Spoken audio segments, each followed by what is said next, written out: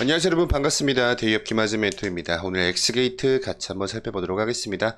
최근에 3분기 분기 보고서가 발간이 됐습니다. 그래서 제가 한번 쭉 훑어보니까 우선 결론 먼저 말씀드렸을 때 YOY 기준, 그러니까 전년 동기 대비했을 때 역성장을 했어요.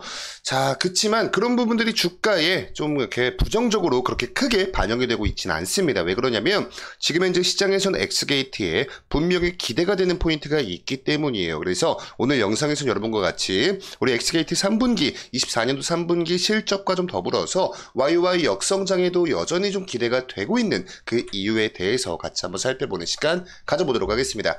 우선 이렇게 24년도 3분기 분기 보고서가 이번 달에 이렇게 올라왔습니다. 그래서 이렇게 놓고 보니까 22년도 연간 실적과 23년도 실적, 그리고 24년도 3분기까지의 누적 실적을 우리가 비교를 해볼 수가 있습니다. 뭐 이 사업 보고서, 분기 보고서 안에 굉장히 다양한 요소들이 많습니다. 뭐 각각의 대표 제품들마다의 어떻게 매출 추이가 변했고 이런 부분들이 있는데 오늘 영상에서 그 부분 그냥 생략할게요. 자, 일단 결론만 말씀드렸을 때 3분기까지 올해 24년도 1, 2, 3분기 다 더한 누적 실적이 매출액 같은 경우에 228억 원 정도, 그리고 영업이익 같은 경우에 16억 정도 지금 현재 적자입니다. 그리고 당기순이익도 약 10억 원 정도 적자예요. 자, 그래서 요게 지금 누적 실적이기 때문에 3분기만 딸랑 3분기 실적은 어땠는지 우리가 비교를 해보기 위해서는요, 요 위에 보이시는 여러분들 반기입니다. 반기 보고서까지, 그러니까 상반기 실적이고요, 밑에 게 3분기까지의 누적 실적이기 때문에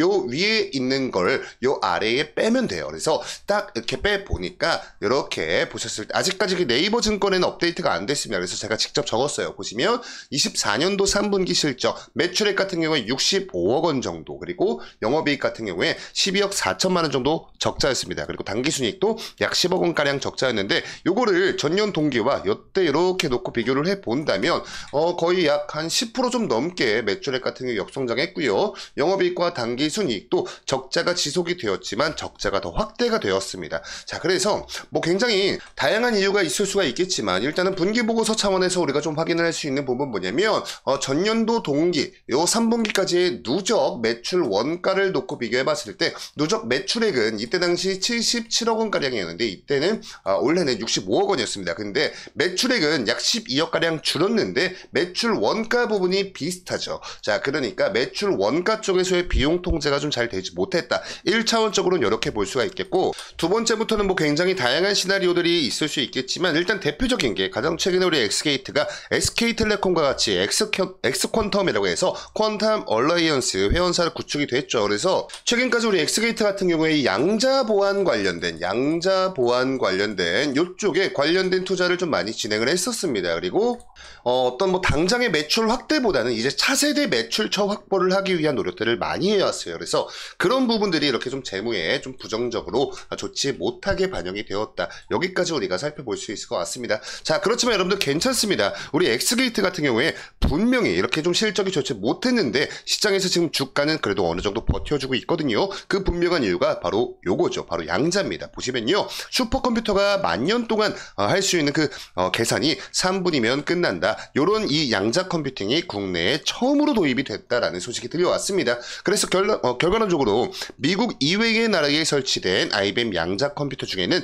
최고 성능이다. 그러니까 미국 다음이다. 이렇게 보시면 좋을 것 같고요. 미국과 캐나다, 독일, 일본에 이어서 우리나라가 전 세계에 5번째 나라가 되었다는 점. 그리고 여기에 더해서 최근 구글 등 이 빅테크 기업들도 이 양자 컴퓨터 관련해서 이 기술력을 선점하기 위한 노력들을 계속해서 가져가고 있습니다. 아마 여러분들 좀 투자를 오래 하신 분들 같은 경우에 요거 자체가 굉장히 큰 투자 힌트가 될 수가 있거든요. 왜냐하면 불과 한 3년, 5년 전까지만 해도 여기서 이 양자 컴퓨팅이 아니라 요걸 AI로 치환을 하잖아요. 그러면 여러분들 다들 하실 거예요. 요거 이후에 엔비디아라는 주가가 엄청나게 많이 뛰었습니다. 그리고 다양한 미국의 빅테크 기업들 많이 주가가 고공행진했죠. 이게 불과 여러분들 정말 얼마 좀 이렇게 걸리지 않았던 얼마 안 된 그런 일이었죠. 이 AI 시대가 도래를 했다는 게. 근데 이제는 AI 시대 이후에 양자 시대가 올 것이다라는 게 시장의 지배적이에요. 그렇지만 그 안에서 우리 엑스게이트는 이미 기술력을 가지고 있다라는 게 지금 아직까지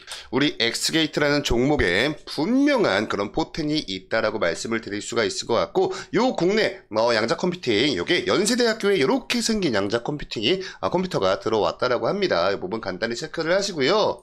방금 우리가 앞전에 구글 등 빅테크 기업들이라는 문구를 읽고 왔습니다. 근데 여러분, 이젠 구글이 아니라 마이크로소프트 소식입니다. 보시면 세계 최초 양자 컴퓨터 논리적 큐비트 24개를 달성화가 되었다. 이런 보도가 11월 20일 날 어제자로 올라왔고요. 상용화까지도 눈앞에 두었다고 합니다. 보시면 이제 이번에 발표된 양자 컴퓨팅 시스템은 마이크로소프트 얘기입니다. 오늘부터 사전 주문이 가능하고요. 내년부터 정식 서비스가 될 예정이다. 이런 소식들이 지금 계속 여러분들 들려오고 있습니다. 그러니까 우리가 이 AI 시대에 이렇게 진입을 함과 동시에 불과 작년에 챗GPT가 나왔죠. 세상 밖으로. 자, 그 다음부터 이 AI 관련된 이런 종목들의 주가가 엄청나게 고공행진을 했다는 건 여러분들 다들 잘 알고 계실 거예요. 그렇기 때문에 여러분들 무조건 준비를 하실 필요가 있다라고 말씀을 드릴 수가 있을 것 같고요.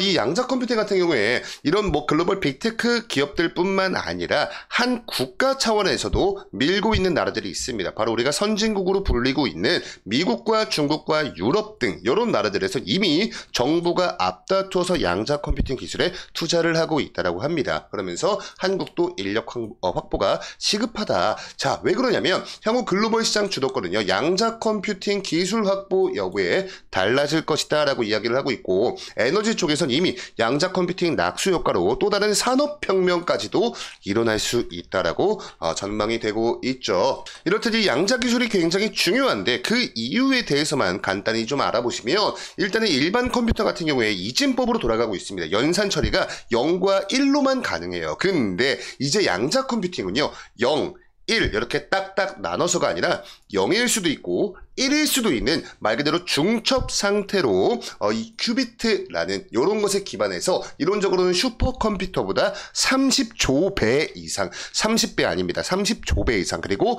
우리가 일반적으로 사용하고 있는 우리 PC 일반 컴퓨터보다 1경배 이상 빠른 연산이 가능하다라고 하죠. 그래서 우리가 이론적으로만 따져봤을 때 양자 컴퓨팅만 있으면 지금 지구상에 존재하는 모든 컴퓨터를 다 해킹할 수가 있대요. 자, 그래서 국가 안보와도 직결이 됩니다. 자, 안보가 여러분들 다른 말로 보안입니다. 자, 그렇기 때문에 우리 엑스게이트 주목을 하셔야 한다라는 거죠. 그리고 지금 현재 미국과 중국에서 엄청나게 무역 전쟁, 뿐만 아니라 관세 전쟁, 엄청나게만 전쟁을 하고 있는데 그게 보통 이 AI와 반도체 중심으로 벌어지고 있거든요. 근데 앞으로는요, 양자 컴퓨팅으로 옮겨갈 전망이다라고 시장 전문가들은 내다보고 있습니다. 자, 그러면서 동시에 대한민국도 지난해부터 2035년까지 약 3조 원을 투입을 할 것이다. 선도국 기술 수준의 85%를 달성을 하겠다는 국가 전략도 내세웠죠. 요거는 제가 전 엑스게이트 영상에서 다 다뤄드렸습니다. 자, 이렇듯 우리나라도 지금 현재 양자 컴퓨팅 기술 확보를 위한 움직임을 가져가고 있는데 이제 여러분 절대 먼 미래가 아닙니다.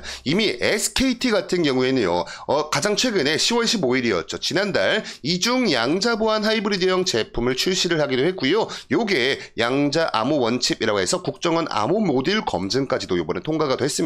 그리고 SKT만 달려가고 있는 게 아니에요. KT도 같이 뛰어가고 있습니다. 그렇지만 아직까진 SK텔레콤이 대한민국 양자 컴퓨팅 기술력으로는 탑이다 라고 보는 게 정론이고요. 이 SK텔레콤과 같이 업무 협력을 지금 현재 맺고 있는 우리 엑스게이트, 엑스퀀텀, 자, 다들 이제 알고 계시죠? 그리고 과거에 SK텔레콤과 같이 합작을 해서 협력을 해가지고 퀀텀 VPN이라는 요 제품까지도 이미 엑스케이트는 가지고 있습니다. 자, 그렇기 때문에 이제 우리 인류혁명의 시계열로 밀어보았을 때, 자, 1차 산업혁명, 2차 산업혁명, 3차 정보화 산업혁명, 그리고 이제 4차 요렇게 이제 지나왔는데 아마 여러분들 요때부터는 다들 잘 알고 계실 겁니다. 이 증기기간 때는 잘 모르고 계셔도 됩니다. 자, 어찌됐든 엔진이 발명되고 그 다음 PC가 발명되고 그 다음 스마트폰이 출하가 되고 그 다음 AI 시대에 우리가 살고 있어요. 자, 요 다음 세대는 과연 어떤 시대일까요? 바로 제가 봤을 땐 이 양자 시대일 가능성이 굉장히 농후합니다.